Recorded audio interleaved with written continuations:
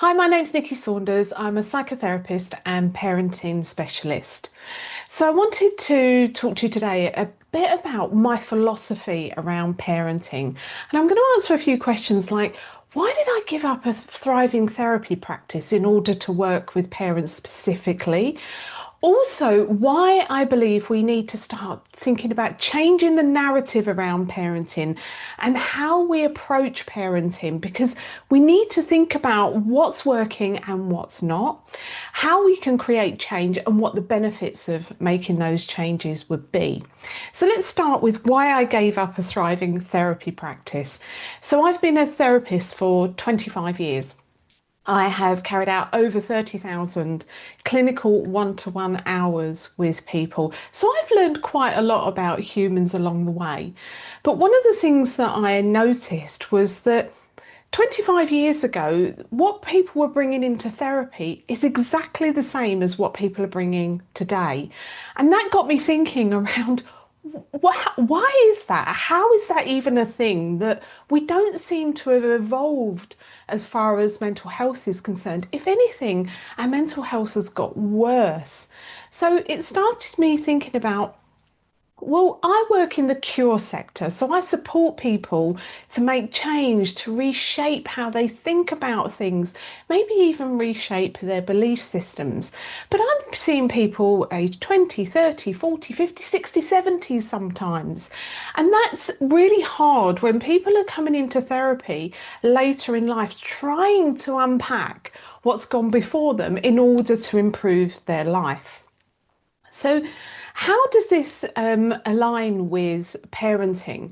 Well, what I've also seen is 99%, if not 100% of the people that sit in front of me, their childhood features somewhere. Now, that doesn't mean that they had a terrible childhood. And for some people, they did have a really challenging childhood, and that's the very bedrock of what brought them into therapy. But what I did see is that how we view ourselves, how we view the world, how we navigate relationships, how we feel about our own emotions, is all starts in our childhood. So when we are born, our parents essentially have a whole bunch of data that they upload onto us. So they teach us how to think, how to feel, how to behave, what emotions are acceptable, what ones aren't acceptable. And the parenting strategies of yesteryear in previous generations were very different to what we know about childhood development today. You know, we are so fortunate. We know so much more about the importance of emotional development in children today, and also neuroscience and what the infant brain is doing and the teen brain is doing. Our parents didn't have that luxury. They didn't have all of that information. So very often they focused on the practicals. And that was what was normal in that generation. However, because our emotions weren't necessarily focused on in those generations, it's created a foundation for us to view things very much through our parents' eyes. And what we have to remember is that when we go on to have children, naturally the data that's been uploaded onto us from our parents, we then upload onto our children. So, what do I mean about changing the narrative around parenting? Well, I believe that we have everything that we need within us. We've all been children. We all know if our needs were met in childhood, and we all know if they weren't met in childhood. And what we tend to do as parents, we look externally for strategies in order to meet our children's needs, which is absolutely fine. We need strategies. But if our own needs hadn't been met in childhood, then do we actually meet our own needs now? Do we know what those needs are? Do we know how to navigate our own emotions in order to support our children with theirs? Do we have a solid sense of confidence and self-belief, which has been the foundation of which has been built in our own childhood, and whatever has been uploaded in childhood tends to get compounded in adulthood. So if we're lacking in confidence in childhood, what we can find is we surround ourselves with people that aligns with our belief around ourselves and how we should operate in the world. So we tend to mirror what's gone before us.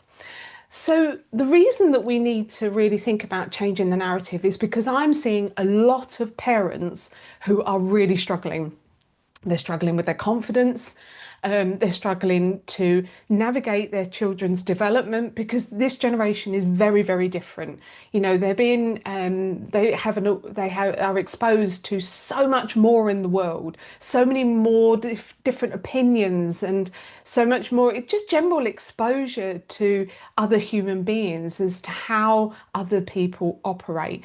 And as parents, we're running from our own belief system, which is maybe 20, 30, 40, 50 years old, and we're trying to raise this generation in a world that we don't necessarily understand what it looks like through their eyes. So the importance here is starting to see your children through their eyes, or starting to see the world through their eyes, because then we can align and connect with them. So what does it look like to create change? Well, for me, it's about doing the inner work. As a mum myself, when I had my children, I really struggled because I knew I wanted to raise my children differently. I knew I wanted a different relationship with my children than I had had with my parents. My parents were born in the 40s. They only had a book and their own experiences of childhood. So in many ways, they can be forgiven for focusing on the practicals. But from an emotional perspective, that didn't necessarily foster a wonderful connection. And I really wanted a good connection with my children. But if I'm really honest, I had no idea where to start because I was looking externally, and it was all about strategies, how to manage their behavior, how to fix them, and how to, when they do something wrong, how to punish them. And I knew I wanted something differently. So I set about making sure that I did raise my children very differently. But that was really tough. And what I'm doing now is trying to take some of the heavy lifting out of this for you. And this is why I want us to really start to look inward a little bit more, because I am a strong believer that if we actually look at our own belief systems as human beings, not just our parenting belief systems, but how we've been raised, what we liked about how we were raised, what we didn't like, because even the things we didn't like, we find ourselves repeating that with our own children because subconsciously we don't actually know how to do it any differently.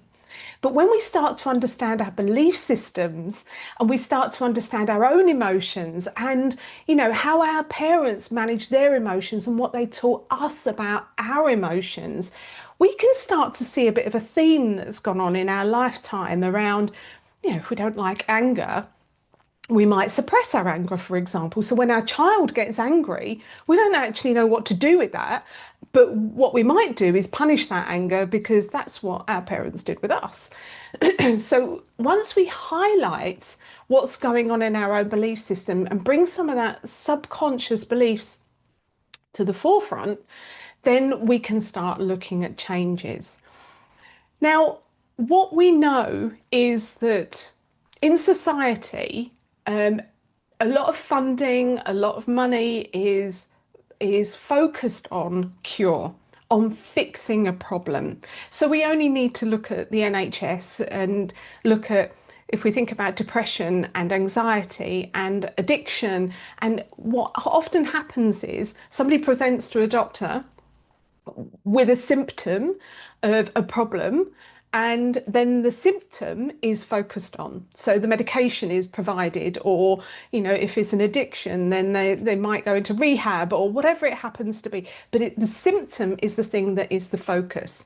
For me, this is about looking at prevention. Why has that person developed depression?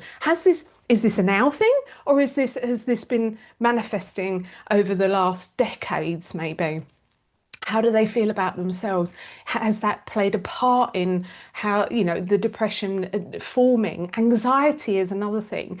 all of the mental health challenges that we experience, there will have been a root cause, and it won't necessarily be one specific event, but maybe just a self-belief around I'm not good enough can be enough to create that manifestation of something like depression.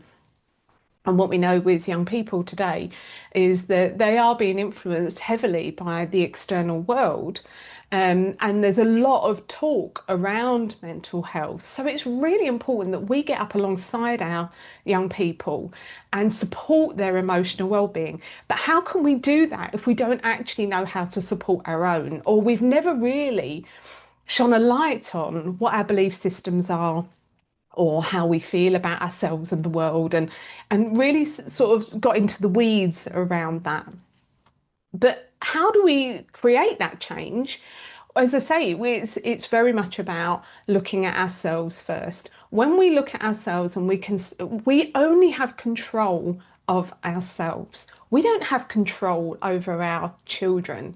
And I don't know about you, but one of the things that was really important to me is that I was able to stay connected to my children so that they knew they had a soft place to land. They could come to me with anything and I would support them. I wouldn't necessarily agree with them, but I will support them, and I will look at things through their eyes so that I can help them to navigate the challenges that they're experiencing or the worries that they're having.